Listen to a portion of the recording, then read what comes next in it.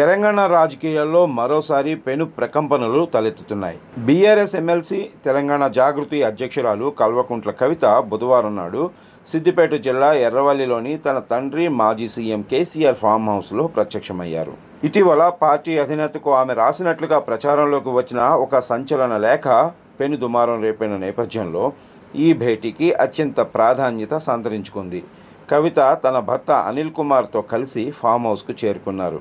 Kaleshwaram project వ్యవహారంలో justice PC Ghosh commission ముందు విచారణకు హాజరయ్యేందుకు కేసీఆర్ బయలుదేరే కొద్దిసేపటి ముందు ఈ ఘటన జరగటం గమనార్హం.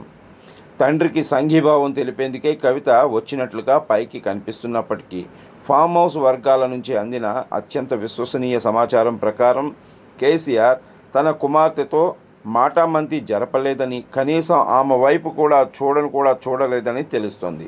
ఇరువురి మధ్య నెలకొన్న అత్యంత అంతర్గత విభేదాలే అందుకు కారణమని రాజకీయ వర్గాల్లో జోరుగా చర్చ నడుస్తోంది. తండ్రి కూతుళ్ల మధ్య దూరం మరింత పెరిగిందనడానికి ఈ ఘటనే నిదర్శనమని విశ్లేషకులు అభిప్రాయపడుతున్నారు.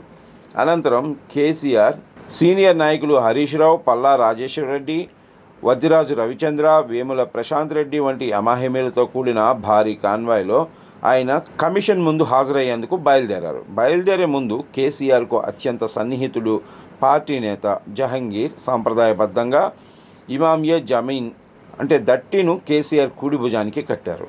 ముఖ్యమైన సందర్భాల్లో కేసీఆర్ దీనిని ధరించడం ఆనవాయితీ. ఇది శుభసూచకంగా విజయాన్ని చేకూరుస్తుందని ప్రగాఢంగా విశ్వసిస్తారు కేసీఆర్. ఇదిలా ఉండగా అదే ఫామ్ హౌస్లో ఊహించని పరిణామం చోటు చేసుకుంది.